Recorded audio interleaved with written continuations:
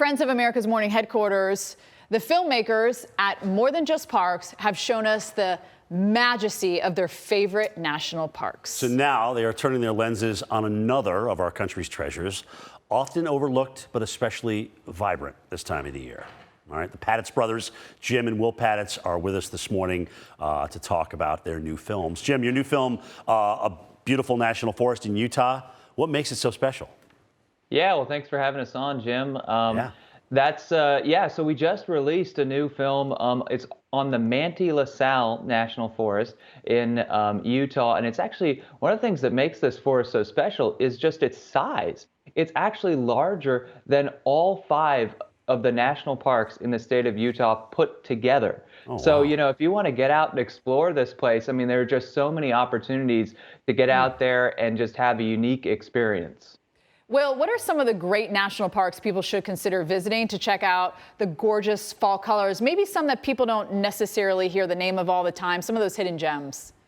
Yeah, well, if you want to talk about great one in the southeast that, you know, Jim and I growing up in Georgia, we didn't know about until later in life, is Great Smoky Mountains in North Carolina and in Tennessee. Especially this time of year, you get to see the elk rutting, which is just crazy. They're wild bugle calls. If you're in the Northeast, Acadia National Park is a phenomenal one located right on the coast. Get some lobster while you're there and beautiful foliage. And then you've also got in the Midwest, one of our absolute favorites and a definite hidden gem, Voyageurs National Parks. And while you're there, make sure to stay out a little later at night and you'll catch the northern lights if you're lucky.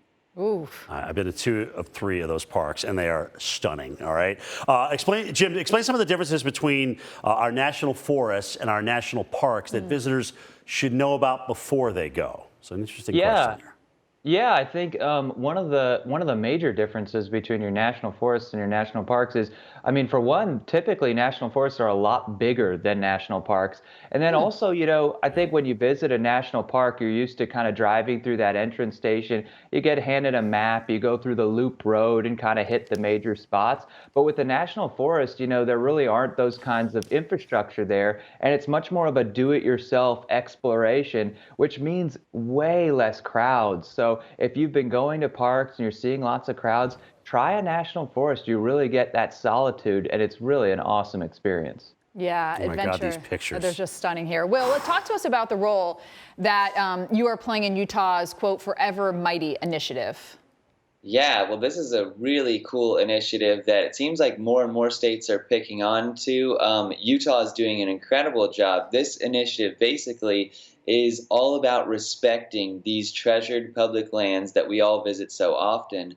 And it's simple things. It's like pack out your trash. You know, if you bring trash into the park, instead of even dropping it off in the park trash can, just take it home with you and drop it off somewhere else. Practice leave no trace principles. If you're supposed to stay on the maintained trails, stay on the maintained trails. Easy things like this make a world of difference in these places that we love so much. All right, which one of you guys is the bigger woods geek?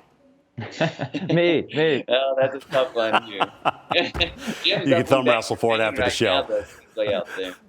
Uncle Jim, leave the kids alone. Leave the kids alone. Hey, guys, thanks for thanks so much. joining us this morning. Just awesome having you here.